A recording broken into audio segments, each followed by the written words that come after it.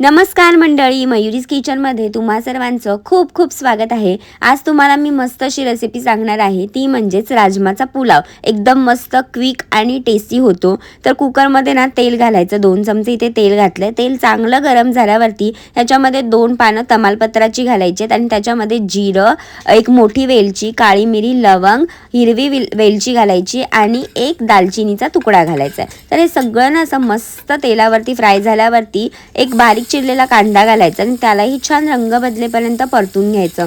कांद्याला छान परतायचं म्हणजे काय होतं, पुलावला सुद्धा एकदम मस्त टेस्ट येते। तर कांदा परतून झाल्यावर त्यामध्ये एक बारीक चिरलेला टोमॅटो घालायचा, त्यालाही तेलावर छान परतायचं म्हणजे चांगला मस्त टोमॅटोचा सुद्धा फ्लेवर आपल्याला मिळेल। तर सगळं काही मिक्स झाल्याच्या नंतर ह्यामध्ये घालायची आलं लसणाची पेस्ट। आलं लसणाची पेस्ट घालून तिलाही परतायचं म्हणजे तिचा कच्चापणा निघून जाईल आणि व्यवस्थित मस्त ती सुद्धा छान तेलावर फ्राय होईल। तर हे सगळं व्यवस्थित मिक्स झाल्याच्या नंतर आपण घालणार आहोत सुके मसाले। तर गॅसचा फ्लेम स्लो करायचा आणि त्यामध्ये लाल तिखट घालायचं, एक मोठा चमचा लाल तिखट, त्याच्यानंतर गरम मसाला आणि धणे पुडामध्ये मिक्स आहे तर ती घातली आहे चमचाभर आणि हळद घालायची। आता हे सगळं ना मस्त तेलावरती परतून घ्यायचं, गॅसचा फ्लेम स्लो करायचा नाहीतर मग मसाले जळून जातील। मसाला मिक्स झाल्यावरती यामध्ये राजमा घालायचा। राजमा मी रात्रभर पाण्यात भिजत ठेवला होता आणि मग नंतर त्याची 1-2 शिट्ट्या काढून घ्यायच्या, कारण ना भात पटकन शिजतो आणि मग राजमा आपला कच्चा राहील, त्यामुळे थोडासा राजमा सुद्धा आपल्याला शिजवून घ्यायचा आहे।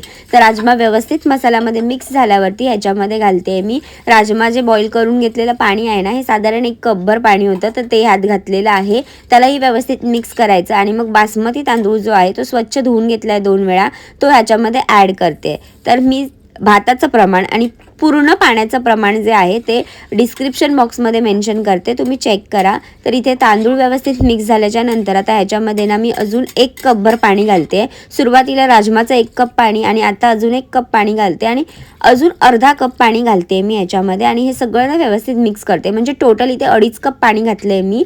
वरतून कोथिंबीर घालायची, मीठ घालायचं चवीनुसार आणि व्यवस्थित मिक्स करून घ्यायचं। भात जर मोकळा हवा असेल ना तर जसं मी प्रमाण सांगितलंय त्याप्रमाणेच पाण्याचं प्रमाण ठेवा, म्हणजे ना भात एकदम मोकळा आणि मस्त लांबडा तांदूळ इथे शिजून तयार होतो। तर हे सगळं ना व्यवस्थित मिक्स करायचं आणि चमचाभर तूप घालायचं, ह्याने भात सुटसुटीत होतो। तर हलक्या हाताने एकदम सगळं व्यवस्थित मिक्स झाल्यावरती कुकरचं झाकण बंद करून घ्यायचं आणि कुकरच्या ना मस्त 2 शिट्ट्या काढून घ्यायच्या, याच्यामध्ये मस्त भात शिजून तयार होतो। आणि हो, भात झाला ना की लगेच कुकर खोलायचा नाही, थोडा वेळ सेट होऊ द्यायचा आणि मगच कुकर उघडायचा।